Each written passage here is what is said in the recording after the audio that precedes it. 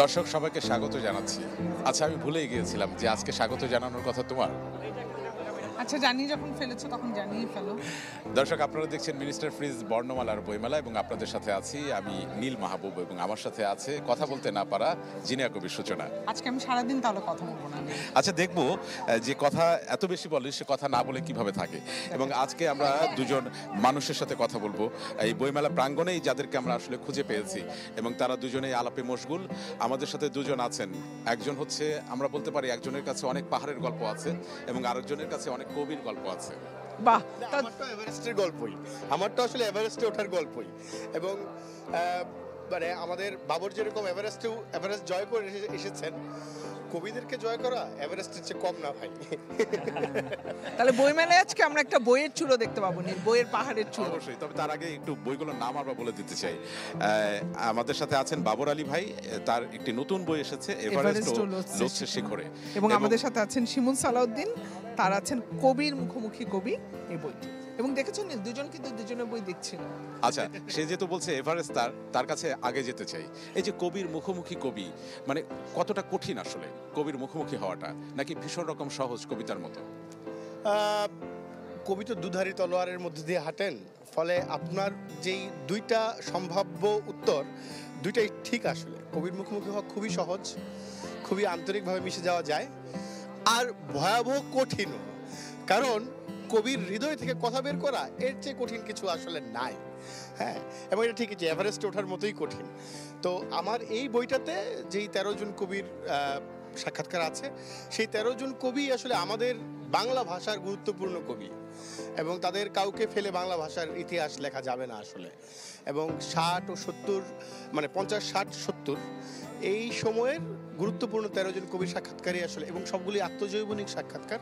এবং এখানে তাদের কবিতা নিয়ে ভাবনা, তাদের জীবনযাপন, সেই সময়, তাদের অভ্যাস, দৈনন্দিনতা, সমস্ত কিছু আসলে উঠে এসেছে।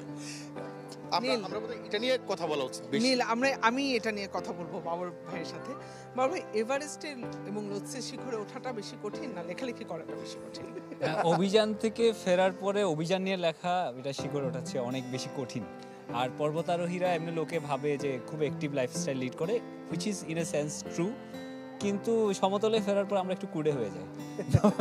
ওই দিক থেকে কষ্ট করে আসার পরে আসলে এখন আরাম। তো এইটা একটা কাজ করে, এই জন্য মনে হয় যে কোনো একটা অভিযান শেষ করে পরে আবার এটা নিয়ে লিখতে বসা, এটা অনেক মুশকিল কাজ। এরকম অনেকে আছে যে যারা হয়তো নিজের কাছে কমিট করেছে যে আচ্ছা এবার লিখে ফেলবো, কিন্তু দেখা যায় হয়ে ওঠে না। আচ্ছা, আমি একটি বিষয় জানতে চাই, সেটা হচ্ছে বলা হয় যে বই হচ্ছে আত্মার অক্সিজেন। তো এই যে যখন পাহাড়ের শিখরে ওঠেন তখন তো অক্সিজেনের একটা অভাব থাকেই। তো বই আসলে কখনো সঙ্গী হয়েছে কিনা? কোনো এভারেস্ট চূড়া তো আপনি বিজয় করেছেন, কিন্তু আপনার সাথে আসলে কখনো বই আপনার সাথে থাকে কিনা, সঙ্গী হয়ে থাকে কিনা? অবশ্যই থাকে। আমি যে অভিযানেই যাই, এখানে তো সময় কাটানোটা একটা বড় ব্যাপার, এবং পাহাড়ে নিজের মতো করে সময় কাটানো যায়।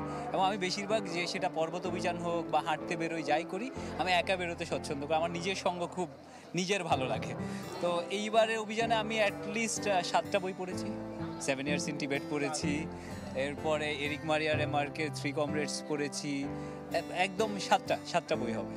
সবগুলোর নাম হয়তো এই মুহূর্তে মনে নেই। এলএম নতুন দেশে পড়েছি, জ্ঞান প্রকাশ ঘোষের। তো সবসময় এটা আমার সবসময় সঙ্গী।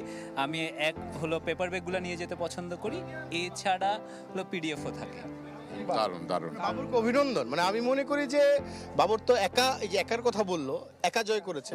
ব্যাপারটা একা জয় করার না, বাবর এভারেস্ট জয় করেছে বাঙালি জাতির জন্য, আমাদের সবার জন্য, এবং সেটার জন্য আমরা গর্বিত। এবং বাবরকে আমি অভিনন্দন জানাই যে বাবর এটা লিখে ফেলেছে, যাতে একটা এই যে ড্রাফটিং হিস্ট্রি একটা ড্রাফট হয়ে থাকলো, এটা একটা প্রমাণ থাকলো। অভিনন্দন বাবর। সেই ক্ষেত্রে বাবুল ভাইকে কোনো প্রশ্ন করার আছে আপনার?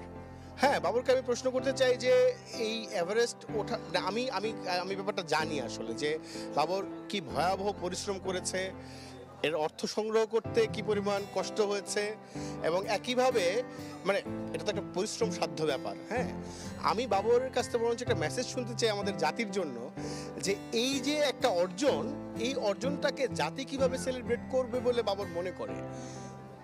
আমার মনে হয় ওইভাবে যে সেলিব্রেট করা, আমার একটু এই যে অনেকদিন হয়ে গেল তো, 7-8 মাস হয়ে গেছে। এক্স্যাক্টলি, কিন্তু ওই যে প্রথম যখন আমি ক্লাইম্ব করেছি তখন যে আবেগের তীব্রতা অনেক ফিকে হয়ে গেছে। এটা খুব স্বাভাবিক, সেটা যে কোনো ক্ষেত্রেই হয়ে থাকে। কিন্তু সবারই পর্বতারোহণ করতে হবে, সবার এভারেস্ট ক্লাইম্ব করতে হবে, ব্যাপারটা একদমই নয়। যে লিখছে সে যদি ভাবে যে আমি এমন একটা বই লিখে যাচ্ছি যেটা শতাব্দীর পর শতাব্দী রয়ে যাবে, সেটা তো ওই কথা সাহিত্যিকের বা ওই কবির নিজের এভারেস্ট। তো প্রত্যেকের নিজের নিজের এভারেস্ট আছে, সেটা ছুঁতে চাইবো আমরা সবাই। হ্যাঁ, বাবুর হাতে আমার এভারেস্ট। দারুণ কিন্তু নীল। নীল, আমি একটা ছোট্ট প্রশ্ন করতে চাই কবি শিমুল সালাউদ্দিনকে। আপনার সাক্ষাৎকারে কবি আল মাহমুদ বলেছেন যে কবিরা স্বপ্ন দেখায় এবং আমি এই জাতিকে স্বপ্ন দেখিয়েছি। আপনার কাছ থেকে আমি খুব ছোট্ট করে এরকম একটা মেসেজ পেতে চাই কবি শিমুল সালাউদ্দিনের কাছ থেকে। আমি মোটামুটি কবি বংশের সকল কবির পক্ষ থেকে আসলে বলতে চাই, মানে এই জাতিকে নিয়ে যে স্বপ্ন আমরা দেখি, সে স্বপ্নটা কি আসলে? স্বপ্নটা হলো এই জাতি মুক্ত চিন্তার একটা জাতি হবে, মুক্ত বুদ্ধির জাতি হবে, এই জাতির মধ্যে কোনো গোঁড়ামি থাকবে না, এই জাতির মানুষেরা সংবেদনশীল হবে, তারা সকলের দুঃখে কাঁদবে, সকলের আনন্দে হাসবে, বাবরের অর্জনে আনন্দিত হবে এবং এইরকম অর্জন করতে প্রাণিত হবে। একটা সুজলা সুফলা সুন্দর বাংলাদেশ আমরা গড়ব এবং সেখানে সবার হাতে বই থাকবে, সবাই পড়বে, শিল্প সাহিত্য নিয়ে তাদের আগ্রহ থাকবে, শিল্পীরা বেঁচে থাকবে, তারা ঠিকঠাক সম্মানই পাবে, সাংবাদিকরা বেঁচে থাকবে, তারা ঠিকঠাক সম্মানই পাবে। হ্যাঁ, ফলে এরকম একটা বাংলাদেশের স্বপ্ন আমাদের, যেখানে কেউ কাউকে কোনো কিছুর জন্য বাধা দেবে না, কেউ কাউকে জোর করতে হবে না কোনো বিষয়ে, সকলে স্বতঃস্ফূর্তভাবে আসলে বেঁচে থাকবে, আনন্দ করবে, হুল্লোড় করবে। কবিরা স্বপ্ন দেখায়, এই রুদ্রমোহন সৈয়দুল্লাহ লিখেছিল না, আমরা এমন একটা জাতি করব যারা হলো হুল্লোড় করবে, আনন্দে মাতবে। আমাদের দেখেন আমাদের কত ঐশ্বর্য, আমাদের নবান্ন উৎসব আছে, আমাদের বসন্ত উৎসব আছে। এই যে বসন্ত উৎসব আসছে কয়েকদিন পরই, আমরা প্রেমে থাকবো, আমরা উৎসবে থাকবো, আমরা সুন্দর থাকবো, এটাই তো স্বপ্ন। সেই স্বপ্নটা আসলে পূরণ হোক। বাবর ভাই, আপনার কাছে আমি একটু জানতে চাই, সেটা হচ্ছে পাহাড় চূড়ার নিঃসঙ্গ জীবন থেকে এই যে বইমেলার মানে পাঠকের মুখরিত পদচারণায় মুখরিত একটি প্রাঙ্গণ, মানে এই দুটার পার্থক্য, এই দুটার অনুভূতিটা আসলে অবশ্যই ভিন্ন রকম। সেই ভিন্ন অনুভূতির কথা একটু জানতে চাই। আমার তো মানে এমনিতে পাহাড়ের সবচেয়ে যেটা সৌন্দর্য আমার কাছে পার্সোনালি মনে হয়, পাহাড়ে হচ্ছে প্রকৃতিটা অনেক বেশি, মানুষ অনেক কম। তো আমার ওই জায়গাটাও পছন্দ, যে সবসময় তো মানুষ দেখতে অভ্যস্ত সাধারণ নাগরিক জীবনে। আবার ফিরে আসার পরে তখন আবার অনেকদিন এত আইসোলেটেড থাকি, তখন মনে হয় যে একটু মানুষ দেখলে বোধ হয় ভালো লাগবে। তো এই যে এত লোকজন আসছে, এরকম জায়গাগুলো তো সংকুচিত হয়ে যাচ্ছে ধীরে ধীরে। এখন মানুষকে ঘর থেকে বের করা খুব মুশকিল। ঢাকা শহরে কাউকে কোথাও এক জায়গা থেকে আরেক জায়গায় নিয়ে যাওয়া যথেষ্ট মুশকিলের কাজ। সে জায়গায় এতগুলো লোক আজকে যদি একদম বলবো উইকডেজ স্বতঃস্ফূর্তভাবে এত লোক আসছে, এইটা দেখাটাও বেশ আনন্দের অনুভূতি। এবং এই ধরনের মানে আমি বলবো আয়োজন একদম প্রত্যেক জেলা শহরে, যাতে সবকিছু যাতে ঢাকা কেন্দ্রিক না হয়ে অনেক জায়গায় হচ্ছে, আর একদম দেশের দূরতম প্রান্তেও যাতে ছড়িয়ে যায়, এটাই পথ দেখা।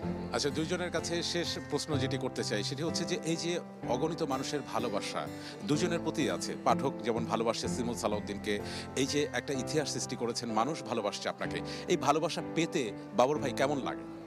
এটা তো খুবই দারুণ অনুভূতি। ভালোবাসা পেতে কার না ভালো লাগে? ভালোবাসা, আমিও ভালোবাসার কাঙ্গাল, এটা খুব ভালো লাগে। এবং পাহাড়ের জন্য যখন চেনে, সেটা তো নিশ্চয়ই দারুণ অনুভূতি। আমিও তো নানান অ্যাডভেঞ্চার করছি, এভারেস্ট ক্লাইম্ব করার পরে যেটা হয়ে থাকে আর কি, এই উপমহাদেশে কাউকে ততক্ষণ মাউন্টেনিয়ার বলা হয় না যতক্ষণ সে এভারেস্ট ক্লাইম্ব করছে। যদি এভারেস্টের চেয়ে অনেক কঠিন মাউন্টেন আছে, সেটা আমাদের অনেকেই ক্লাইম্ব করেছে। কিন্তু আমার এই পরিচয়টুকু খুব ভালো লাগে যে অক্ষরের জগতের মাধ্যমে কেউ যদি আমাকে চেনে, এই আনন্দটুকু। আচ্ছা, এই যে ভালোবাসা পেতে তো ভীষণ রকম ভালো লাগে, ভালোবাসা দিতে কতটা ভালো লাগে? সেটাও ভালো লাগে। ভালোবাসা দিতেই ভাই, ভালোবাসা ছাড়া আর আছে কি? ভালোবাসা দেয়া এবং নেয়া দুইটাই দুর্দান্ত, এর চেয়ে আনন্দময় কিছু নাই। এই জন্যই তো একটা প্রেমের বাংলাদেশ আমাদের বানাইতে হবে, একটা যেখানে সবাই ভালোবাসবে, যেখানে কেউ কাউকে জোর করবে না। মানে আমি তো সেই ভালোবাসার কথা বলতে চাই যে ভালোবাসায় মানব জাতির উন্নয়ন হয়। মানুষ মানে আপনি কাকে ভালোবাসবেন? যে তার সংবেদন আপনার সংবেদনকে বুঝতে পারে। তো সেই সংবেদনের কাছে যাওয়ার জন্য আপনারও তো সংবেদনশীল হতে হবে, প্রত্যেক মানুষকেও সংবেদনশীল হতে হবে।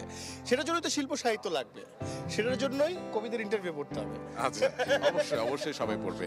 আচ্ছা, আরেকটি বিষয় জানতে চাই যেতে যেতে, সেটি হচ্ছে যে ভুলে গেছি আমি সূচনা। নীল, তুমি এত বিষয় জানতে চেয়েছো এই দুজনের কাছে, এখানে তো বইয়ের পাহাড় হয়ে যাবে, সেটা চূড়ান্ত না, যখন শিখরে ভালোবাসার পৌঁছাতে কথা আসে না, তখন আমি আসলে সবকিছু ভুলে যাই। বাবুল ভাইয়ের কাছে শেষ প্রশ্ন, সেটি হচ্ছে যে একটা স্বপ্ন ছুঁয়েছেন আপনি, এবং যে স্বপ্নটা ছোঁয়ার পর পুরো বাংলাদেশে আসলে সেই স্বপ্নটাকে ছুঁয়ে দেখেছে।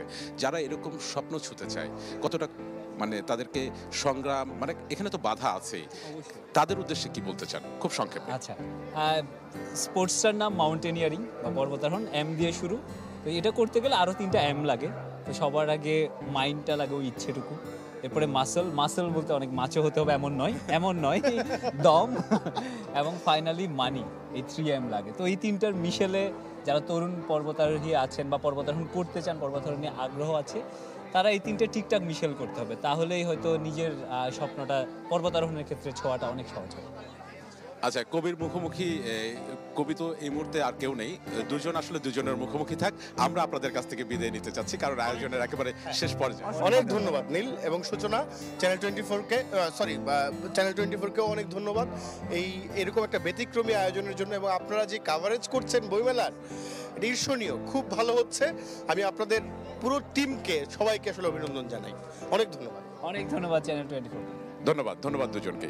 আমরা আসলে বইমেলার গল্প করছিলাম, এবং বইমেলায় এত সুন্দর স্বতঃস্ফূর্ত মানুষের সাথে আসলে দেখা হয়ে গেছে। এবং সেখানে এই কিন্তু দুজন কিন্তু ভিন্ন ভিন্ন পেশার মানুষ। হ্যাঁ। একজন গণমাধ্যম কর্মী, একজন কিন্তু পেশায় ডাক্তার, কিন্তু নেশায় সে পাহাড়ি। হ্যাঁ, এবং দারুণ আসলে বইমেলা প্রাঙ্গণটাই কিন্তু এরকম, যেখানে আসলে একটা আয়োজন করতে গেলেও সেই আয়োজনটাও আড্ডামুখর হয়ে ওঠে, এবং সেই প্রাঙ্গণ থেকে দূরে থাকা যাবে না, সেই প্রাঙ্গণে আসতে হবে, সময় পেলেই চলে আসতে হবে, কারণ এই প্রাঙ্গণ আপনাকে বইয়ের সুঘ্রাণ দেবে। শেষ করতে হবে, সূচনা চেষ্টা করো। মিস্টার ফিজ বর্ণমালার বইমেলায় আপনাদের সবার কাছ থেকে আমরা বিদায় নিচ্ছি। আগামীকাল দেখা হবে একই সময়।